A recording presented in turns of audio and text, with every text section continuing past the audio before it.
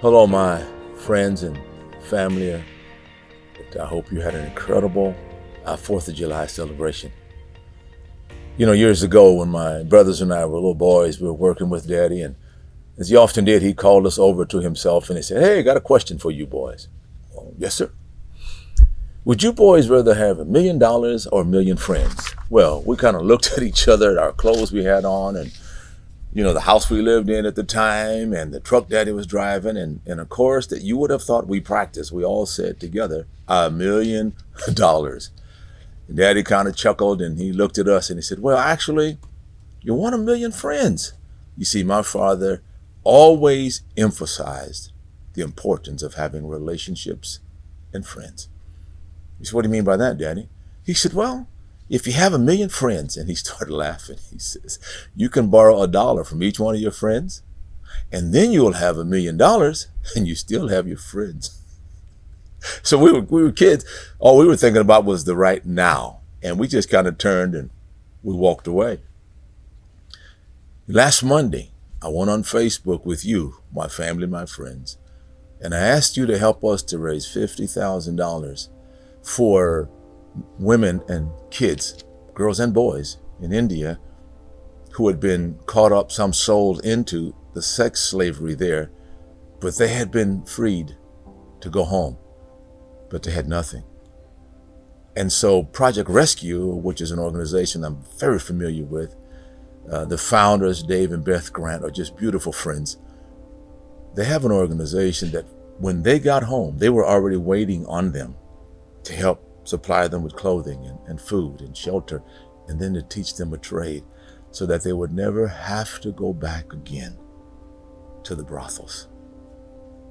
By Friday of this week, that goal has been reached.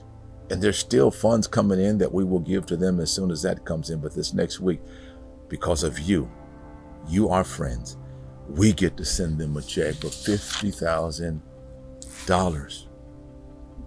You responded from all across the U.S.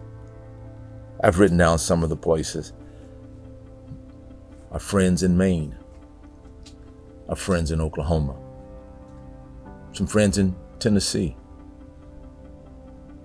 even here in California, Santa Cruz and Scotts Valley, Cupertino, many of you here in Sacramento, and others of you up the coast and in other states.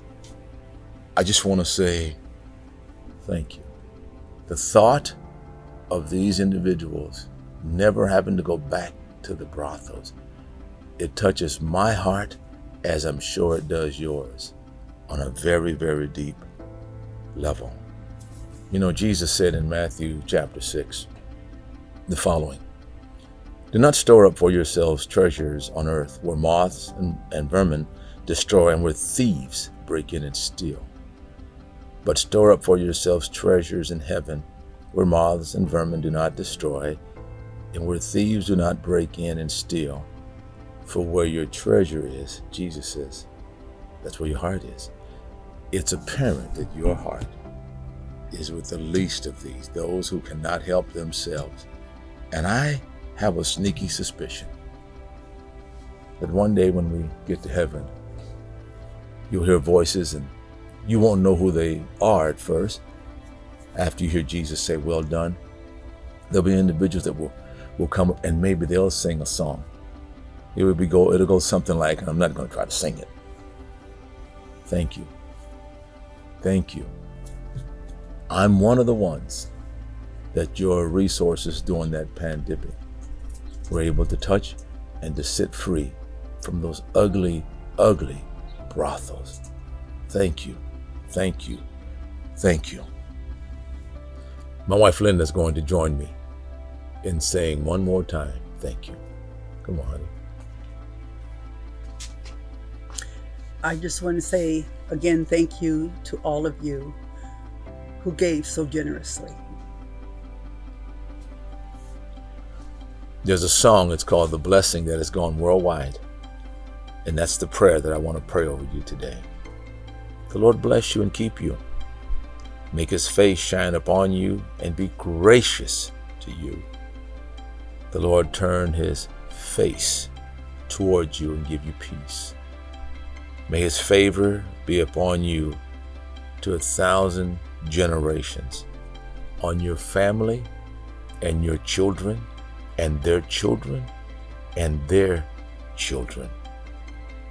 By the way, my daddy was right. There's not much a person can't do if they just have enough friends. God bless each and every one of you.